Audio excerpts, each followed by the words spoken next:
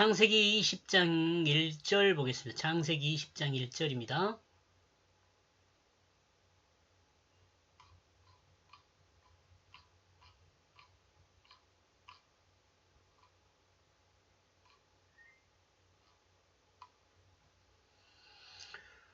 아, 20장 1절. 그러니까 20장 들어오면서요, 아브라함의 그 약사, 간단한 그 이야기들을 한번 정리한 녹음이 있었고요. 이제 20장으로 본격적으로 들어와서 이제 20장 1절, 좀 일절이 좀 잔소리가 있더라고요. 그래서 1절 해 보겠습니다. 그로 아브라함이 남쪽 지방으로 이사하였다. 그러므로 그는 가데스와 구별되고 술과 구별된 거랄에 거주하고 있다.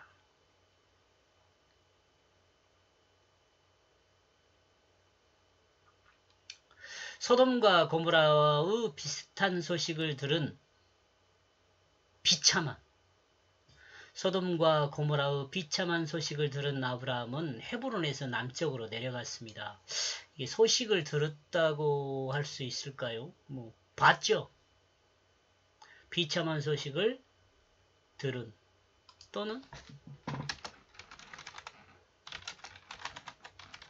확인한 그래도 되겠죠?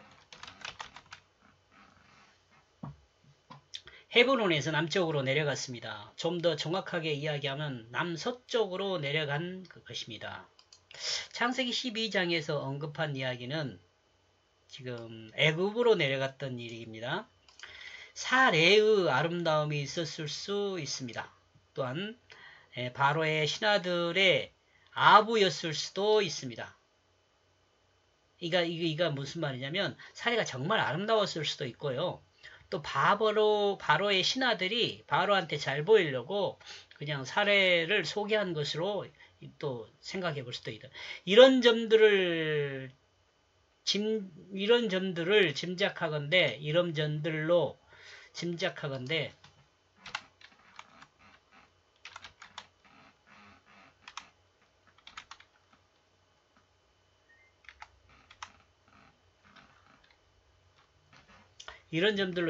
12장에서 언급하고 있는 것은 하나님의 그 말씀을 따라 나왔던 아브라함의 시련기라 할 수 있다. 이게 제 생각입니다.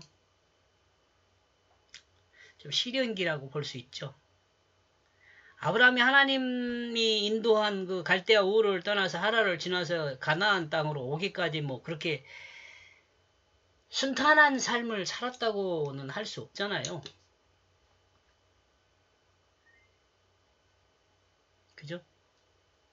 하나님의 말씀을 따라 하나님이 지시하는 그 땅으로 갔는데 하나님이 지시한 땅에 기근이 들었어요. 생명을 부지하기 위해서 어떻게 했어요? 남방으로 향하였고 거기에서 애굽으로 들어갔죠. 아내 바로에게 바쳐야 자신의 생명을 부지할 수 있다는 그런 상황이 되었습니다. 여기까지 아브라함의 생각이죠. 사건이 정리되고 나서 아브라함의 생각은 어떤 생각이 되었을까요? 어디를 가든지 하나님이 보호하고 하나님이 약속하신 내용을 지키신다는 것을 분명하게 알았을 것입니다. 그러므로 하나님을 더욱 확실하게 믿게 되었을 것입니다.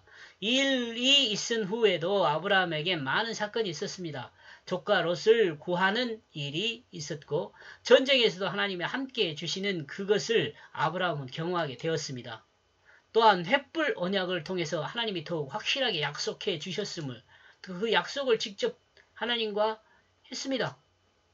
아브라함은 나이가 99세에 할례를 받았고 하나님은 그 이름을 아브라함으로 계명해 주셨습니다. 그리고 사라도 89세에 그의 이름을 계명해 주었는데 사라로 계명해 주었습니다. 아브라함이 할례를 받을 때 아들 이스마엘 13살이었는데 같이 할례를 받았습니다. 그런데 지금 현재 이 불안한 게 뭐예요? 이스마엘도 후사가 아니잖아요. 그러죠?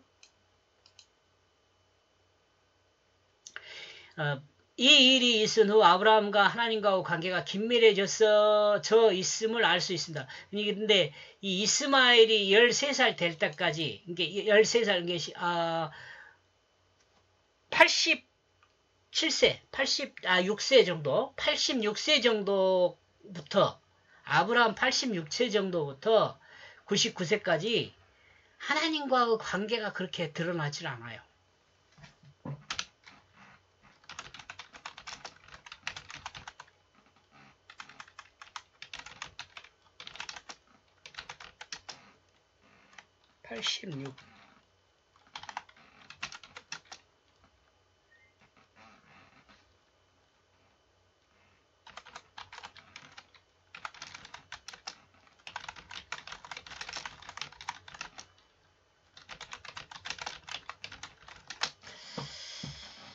여기서 하나님과 관계가 드러나지 않는데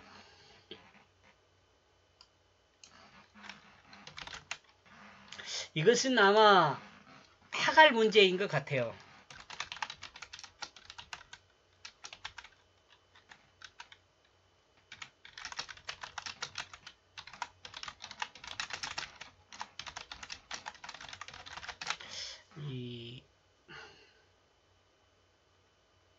여러분 아시겠죠? 하갈 문제가 뭔지는. 사레가 아들이요 후사가 없자 하갈을 아브라함한테 후처로 줬잖아요. 이것이 하나님의 뜻과는 그렇게 합한 것은 아니잖아요. 분명히 하나님은 아브라함에게 뭐라고 약속하냐면 가나안 땅과 사라를 통해서 역사를 진행한다 그랬거든요. 근데 이런 일들을 아브라함이 허용을 해요.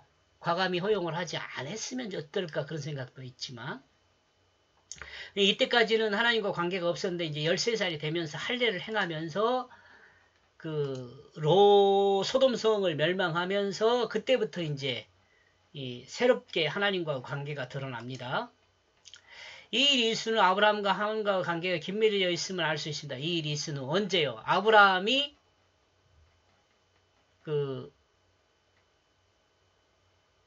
하나님의 사자를 대접한 후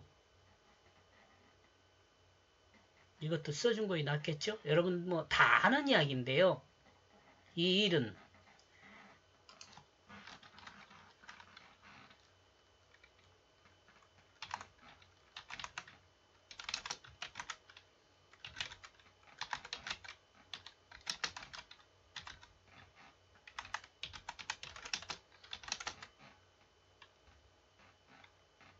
전날의 그 일이죠. 이 전날의 그 일이라는 건 아브라함과 하나님의 사자가 만났던 날이죠. 또 아브라함이 하나님의 사자들을 대접했던 날이고요. 그리고 그날 또 후사가 사라를 통해서 있게 된다는 것도 말했죠. 가족의 기쁨이 있는 날이죠. 근데 그 다음날 또 문제가 있죠. 그 다음날 바로 소돔성이 멸망해가지고 불에 탄 모습을 아브라함이 확인하잖아요. 아브라함도 하나님을 위하고 하나님 또한 아브라함을 인하여 하나님의 그 역사 진행을 참기도 하십니다. 이 내용은 아브라함의 조카 롯을 통해서 증명됩니다. 아브라함의 조카 롯에 대해서 창세기 18장, 19장에서 기록되어 있습니다. 이 롯에 대한 이야기가 정리되면서 20장 1절부터 다시 아브라함에 대한 기록이 시작됩니다. 이러고 볼 때 사라는 이미 이삭을 잉태했을 수 있다고 볼 수 있습니다. 지금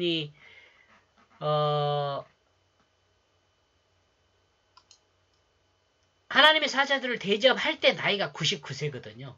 그리고 이삭을 낳을 때가 100세거든요. 그러니까 이삭을 이미 잉태했다고 봐야죠. 아브라함은 거룩한 곳도 아니요. 성벽으로 보호받는 것도 아닌 곳에 거주하고 있었습니다. 어쩌면 무질서한 곳일 수 있습니다. 황무지, 광야 이렇게도 생각해 볼 수 있죠.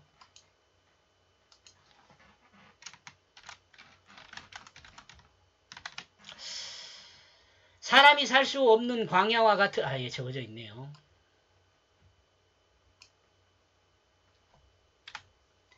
아니지만 광야 같은 곳은 아니지만 힘 있는 자가 큰 소리치는 그런 곳에 자리를 잡고 살게 되었다고 볼 수 있습니다. 아브라함이 살고 있는 곳이요.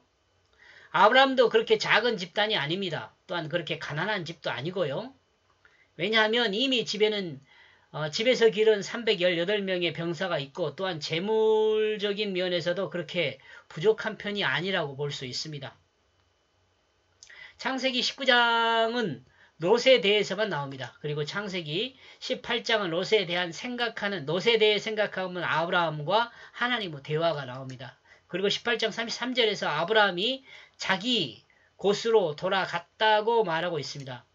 아마도 아브라함이 자기 곳으로 돌아간 것은 헤브론으로 돌아간 것으로 볼 수 있습니다. 아브라함은 조카 롯을 보면서 여러 가지 생각했습니다. 물질을 따르던 한 인생의 결국의 모습을 보면서 물질을 따르는 인생이 얼마나 허무한가를 생각했을 수도 있습니다. 그리고 아브라함은 세상에 사는 사람은 하나님을 아는 사람과 하나님을 모르는 사람으로 구별된다는 생각을 했을 수 있습니다. 마치 롯이 사는 소돔과 고모라처럼 말입니다. 이 소돔과 고모라는 하나님을 모르는 사람들이죠. 아브라함이 그랄, 이 되새김이라는 다시 기억하는 것을 말합니다. 되새김으로 나간 이유는 명확하게 기록되어 있지 않습니다. 예를 들면 가나안에서 애굽으로 내려갈 때는 가나안에 기근이 들어갔고 살 수 없었을 상황이었으니까 내려갔거든요.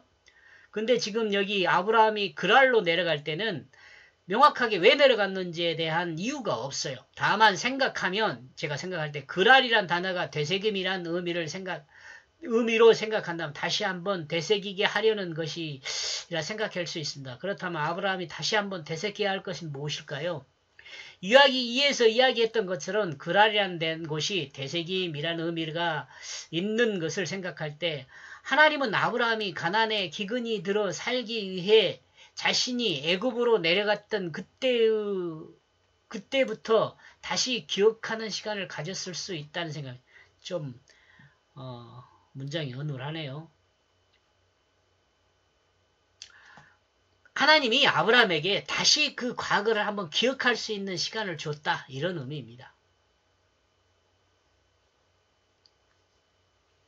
아브라함은 애굽에서 올라와 롯과 함께 거하였습니다. 그리고 그의 재산이 많아 충돌하는 원인이 되어 서로가 갈라서게 되었습니다.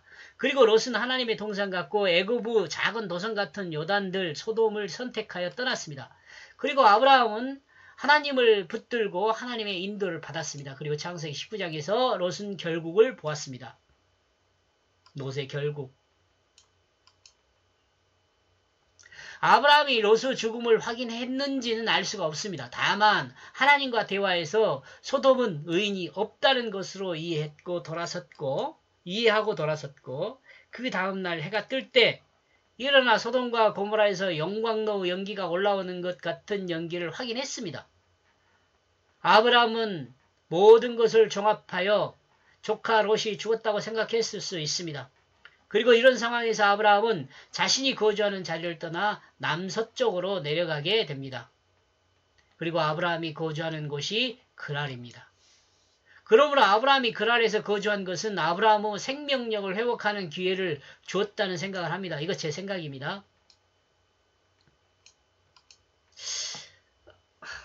좀 절망하지 않았을까요? 롯이 그 하나님의 진노 아래 있게 되었던 것에 대해서. 과거를 돌아보면서 우울한 아브라함의 마음을 새롭게 하게 하고 다시 시작할 수 있는 하나님의 은혜였을 수 있습니다. 글쎄 이것을 이렇게 은혜라고 생각한 사람은 저밖에 없지 않을까 그런 생각합니다. 그러나 아주 고민스러웠을 것 같아요. 롯이 롯의 죽음을 이렇게 그냥 롯만 죽었다고 생각할 수 있는 게 아니잖아요. 롯의 가족이 다 죽은 거잖아요. 소돔의 멸망으로. 실제는 그렇지 않지만 아브라함이 생각할 때는 그렇다는 거예요. 그러니까 마음적으로 많이 힘들었지 않을까. 그래서 그것을 회복하기 위해서 하나님은 이 아브라함이 그랄로 내려갈 수 있도록 인도하지 않았나 이렇게 저는 생각해 보는 거예요. 아브라함의 우울한 마음을 달래게 하기 위해서. 그는 이 시작점으로 돌아가 자신을 돌아보게 하는 하나님의 의뢰라는 이는 그 시작점으로 돌아가 자신을 돌아보게 하는 하나님의 은혜라는 생각을 할 때 다음 내용이 어떻게 진행되는지는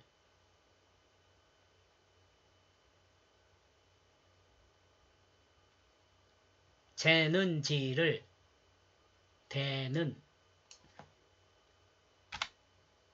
기대하고 하나님의 인도하심을 봐야 할 것이라고 생각합니다. 여기까지 보겠습니다. 고맙습니다.